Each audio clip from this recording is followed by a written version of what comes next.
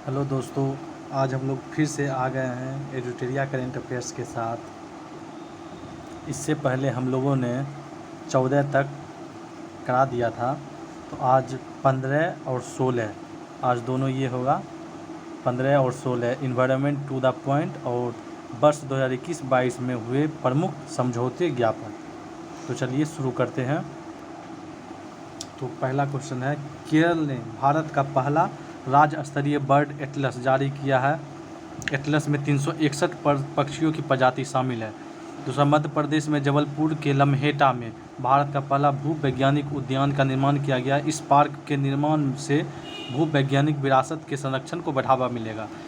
तीसरा, गुजरात के सुंदरवन मिनी चिड़ियाघर ने जानवरों को वित्तीय राहत प्रदान करने के उद्देश्य से एडॉप्ट एन एनिमल पहल की शुरुआत की। एडॉप्ट एन एनिमल पहल की शुरुआत कौन की? सुंदरवन मिनी चिड़ियाघर जो गुजरात में है। दक्षिण अमेरिकी देश पेरू ने तटीय क्षेत्रों में तेल रिसाव के कारण 90 दिनों तक पर्यावरण आपातकाल घोषित किया है। पेरू ने किया आपातकाल घोषित। पेरू तट के पास स्पेनिश ऊर्जा फर्म रेप्सोसोल के 6 से 6,000 बैरल कच्चे तेल का रिसाव हुआ। हिमाचल प्रदेश में कुफरी में पर्यटन को बढ़ावा देने के लिए देश का पहला स्की पार्क का स्थापित किया गया। इस पार्क में 5 star hotel, mall, gaming zone, food court आदि सुविधाएं उपलब्ध होगी। उत्तराखंड वन विभाग के रिसर्च विंग के द्वारा रानीखेत में देश के पहले वन चिकित्सा केंद्र का उद्घाटन किया गया।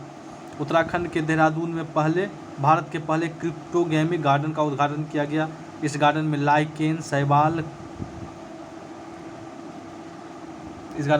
शैवाल, कबक आदि विभिन्न प्रजातियां पाई जाएगी। उत्तराखंड में क्रिप्टोगेमिक गार्डन का उदाहरण, इसमें लाइकेन, शैवाल, कबक आदि प्रजातियां पाई जाएगी। केंद्र शासित प्रदेश लद्दाख में 2025 तक ऑर्गेनिक बनाने के लिए सिक्किम के साथ समझौता किया। सिक्किम 100% जैविक कृषि करने वाला भारत का पहला राज्य है। पहला राज्य कौन है? सिक्किम, जैविक कृषि करने वाला। हिमाचल प्रदेश के काजा में दुनिया का सबसे ऊंचाई पर स्थित इलेक्ट्रिक वाहन चार्जिंग स्टेशन का निर्माण किया गया। इसकी स्थापना गो ईगो कंपनी ने की।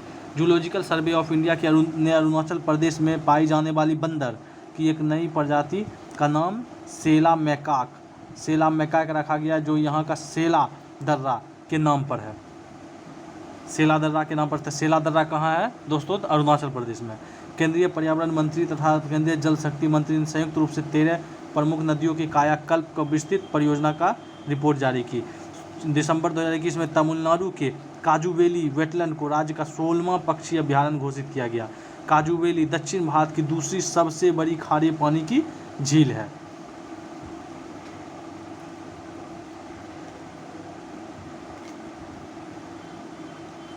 सौभाग्य योजना के तहत घरों में सौर ऊर्जा आधारित विद्युतीकरण के मामले में राजस्थान प्रथम स्थान पर रहा। दिल्ली कैबिनेट ने भारत के इलेक्ट्रॉनिक वेस्ट इको पार्क की स्थापना को मंजूरी दे दी है। दिल्ली में लगभग हर साल 2 लाख टन ई कचरा पैदा होता है। यह पार्क ई कचरे सुरक्षित तरीके से पुनर्चक्रण करेगा। हरियाणा के गुरुग्राम में स्थित अरावली जैव विविधता पार्क कहाँ है दोस्तों? तो हरियाणा में है, जो भारत का पहला अन्य प्रभावित क्षेत्र आधारित संरक्षण उपाय घोषित किया है। OECM घोषित किया गया है। ICUN द्वारा OECM का दर्जा उन क्षेत्रों को दिया जाता है जो जैव विविधता का संरक्षण तो करते हैं लेकिन संरक्षित क्षेत्र नहीं है। मध्य प्रदेश में भारतीय रेलवे का पहला सौर ऊर्जा संयंत्र लॉन्च किया गया। इसकी क्षमता 1.7 मेगावाट होगी। विश्व आर्थिक मंच WEF तथा national institute of urban affairs ने सस्टेनेबल सिटीज इंडिया प्रोग्राम को शुरू किया। इसके तहत 2 साल में भारत के 5 से 7 शहरों को डिकार्बोनाइज्ड किया जाएगा। 2 साल में 5 से 7 शहरों को। भारत की पहली बार ओशियंस 2022 सम्मेलन का आयोजन किया गया भारत में। इसका आयोजन चेन्नई में हुआ। यह वैश्विक समुद्री शोधकर्ताओं का द्विवार्षिक कार्यक्रम है। इसका उद्देश्य समुद्री प्रदूषण, जलवायु परिवर्तन, मौसम अनिश्चितता आदि से निपटने के लिए विचार विमर्श करना है। मन्नार की खाड़ी और तथा पाक की खाड़ी में जैव विविधता के संरक्षण हेतु तमिलनाडु के नागपट्टिनम में मरीन एलिट फोर्स का गठन कहाँ किया गया है? तो तमिलनाडु में, जो मन्नार और पाक की खाड़ी के जैव विविधता के संरक्षण हेतु इसके तहत संकटग्रस्त प्रजातियों की रक्षा की जाएगी। ठीक है। हिमाचल प्रदेश के मंडी जिले में राज्य का पहला जैव विविधता पार्क खोला गया। इसका उद्देश्य संकटापन्न पादपों की रक्षा करना है। उड़ीसा के मैंग्रोव प्रजातियों में एक जीन बैंक खोलने की घोषणा की गई। इसका उद्देश्य मैंग्रोव वनों का संरक्षण करना है। 5वीं संयुक्त राष्ट्र पर्यावरण सभा का आयोजन केन्या के नैरोबी में किया गया। इस दौरान जैव विविधता संरक्षण, पारिस्थितिकी तंत्र लक्ष्य तथा कार्यों के 14 प्रस्ताव रखे गए। वर्तमान में 1993 सदस्य देश हैं इसके। महाराष्ट्र सरकार ने स्वयं वन्य जीव कार्य योजना 2021 से 30 पारित की। ऐसा करने वाला भारत का पहला राज्य बन गया है। राष्ट्रीय समुद्री कछुआ कार्य योजना 2021 से 26 किसके द्वारा जारी किया गया? तो पर्यावरण, वन और जलवायु परिवर्तन मंत्रालय के द्वारा राष्ट्रीय समुद्री कछुआ कार्य योजना 2021 से 26 जारी किया गया।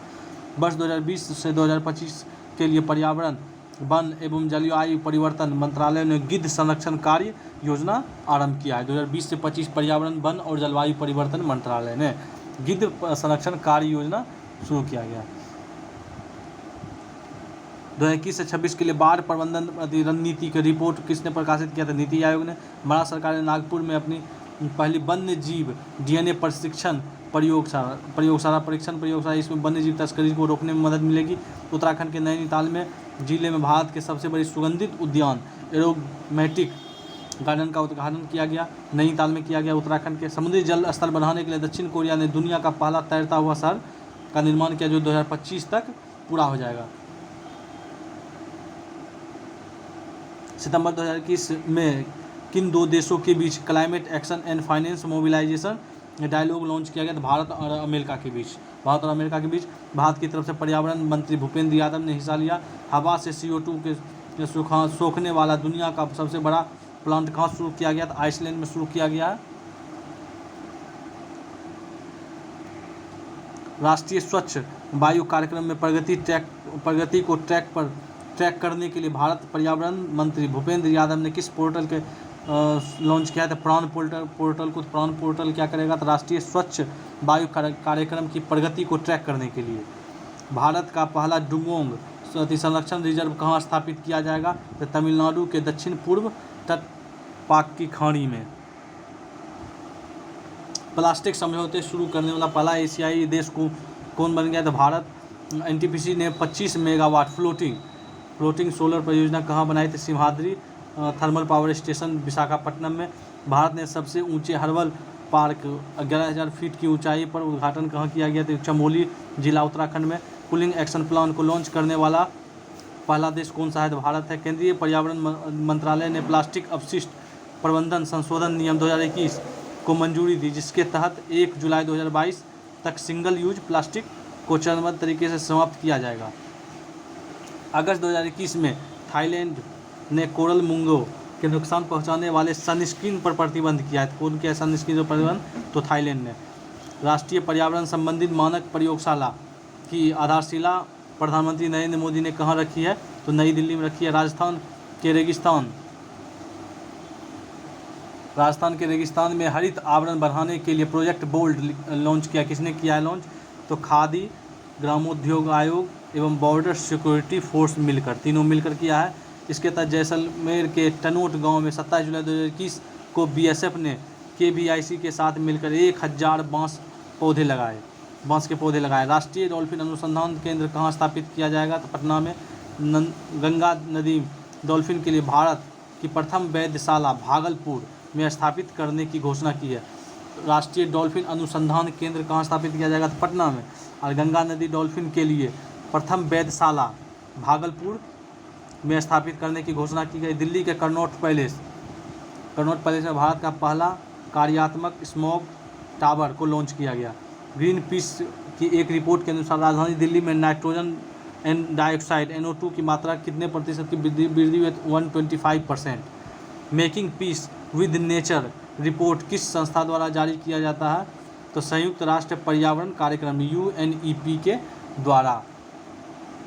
वर्ष 2023 को संयुक्त राष्ट्र महासभा के मोटे अनाज के अंतर्राष्ट्रीय वर्ष के रूप में घोषित किया। यह प्रस्ताव भारत की तरफ से किया गया, जिसे संयुक्त राष्ट्र महासभा द्वारा स्वीकार किया गया। 67वें राष्ट्रीय फिल्म पुरस्कार में पर्यावरण संरक्षण श्रेणी में किसे फिल्म को सर्वश्रेष्ठ पुरस्कार दिया गया? तो वाटर ब्यूरियल जून 2021 में पर्यावरण स्थिति रिपोर्ट में भारत का स्थान कितना है? 117।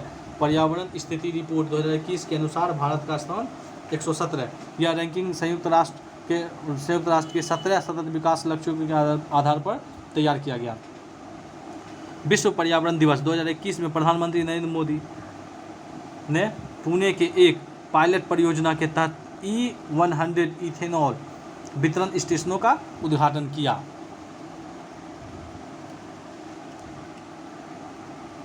जून 2021 में जारी एक अध्ययन के अनुसार विश्व में सबसे ज़्यादा किस्म की तितली कहाँ है? कोलंबिया में। भारत में किस राज्य में तीनों प्रजातियों के मगरमच्छ पाए जाते हैं? तो उड़ीसा में।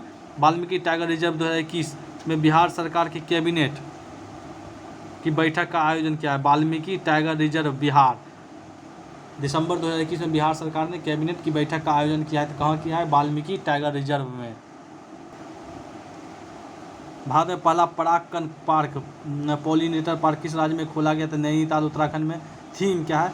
Metrology for the inclusive growth of the nation. Bharat ने किस बांध पर 600 मेगावाट फ्लोटिंग ऊर्जा परियोजना का निर्माण किया? ओमकारेश्वर बांध मध्य प्रदेश में। किस नगर निगम में बढ़ते प्रदूषण को देखते हुए थैला बैंक की शुरुआत की? लखनऊ नगर निगम। लक्षद्वीप में अटल पर्यावरण भवन का उद्घाटन किया गया। पर्यावरण अनुकूल खादी प्राकृतिक पेंट को किसने लॉन्च किया? नितिन गडकरी ने। पक्षी महोत्सव कलरव के कारण खबरों में आई नागिन एक्टिव बर्ड सेंचुरी किस राज्य में? बिहार में। बिहार का दूसरा पक्षी महोत्सव भागलपुर में आयोजित होगा। भारत का पहला वेटलैंड संरक्षण और प्रबंधन केंद्र किस शहर में स्थापित किया गया था? चेन्नई में। समुद्री शैवाल तमिलनाडु में स्थापित करने का निर्णय लिया। समुद्री शैवाल पार्क जो है तमिलनाडु में स्थापित करने का निर्णय लिया गया है।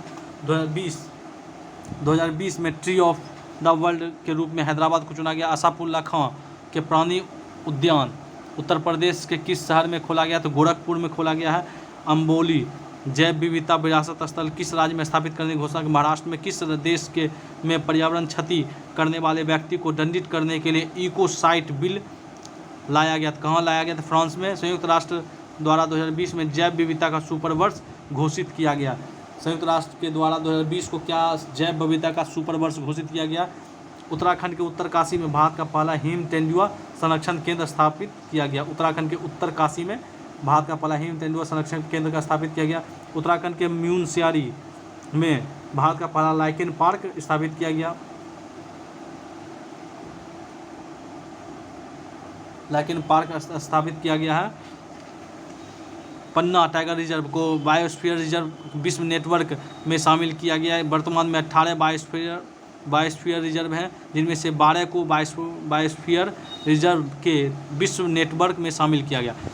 वर्ष 2021 से 30 में संयुक्त राष्ट्र महासभा द्वारा संयुक्त राष्ट्र पारितंत्र पुनर्स्थापन दशक घोषित किया गया। The world of origin organic agriculture report 2020 के अनुसार विश्व में जैविक किसानों की सर्वाधिक संख्या भारत में है।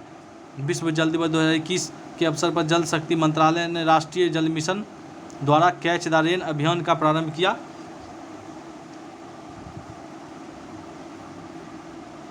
यह अभियान 22 मार्च 2021 से 30 नवंबर 2021 तक संचालित किया जाएगा। टैगलाइन वर्षा के जल का संचयन जहां भी हो जब भी हो। 22 मार्च 2021 को केन बितवा लिंक प्रोजेक्ट पर किसके मध्य समझौता हुआ है? तो जल शक्ति मंत्रालय और मध्य प्रदेश एवं उत्तर प्रदेश के मध्य जो है समझौता हुआ है। अब आ गए हैं हम लोग दोस्तों टॉपिक नंबर 16 में। टेली शिक्षा, ई विद्या भारती और ई आरोग्य भारती के लिए समझौता पर हस्ताक्षर किसके बीच हुआ है? भारत और मेडागास्कर के बीच। टेली शिक्षा के लिए ई विद्या भारती और ई आरोग्य भारती के लिए समझौता भारत और मेडागास्कर के बीच हुआ है। जून 2022 में क्या हुआ है?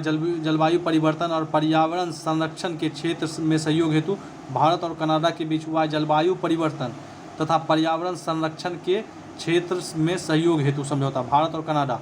आपराधिक मामलों पर पारस्परिक कानूनी सहायता संधि भारत और पोलैंड के बीच हुआ है। आपराधिक मामलों पर पारस्परिक कानूनी सहायता एवं संधि जो है हुआ है भारत और पोलैंड के बीच। निवेश प्रोत्साहन समझौते पर हस्ताक्षर कौन भारत और अमेरिका के बीच हुआ है? निवेश तो भारतीय अमेरिका से ही करवाएगा निवेश सबसे ज़्यादा।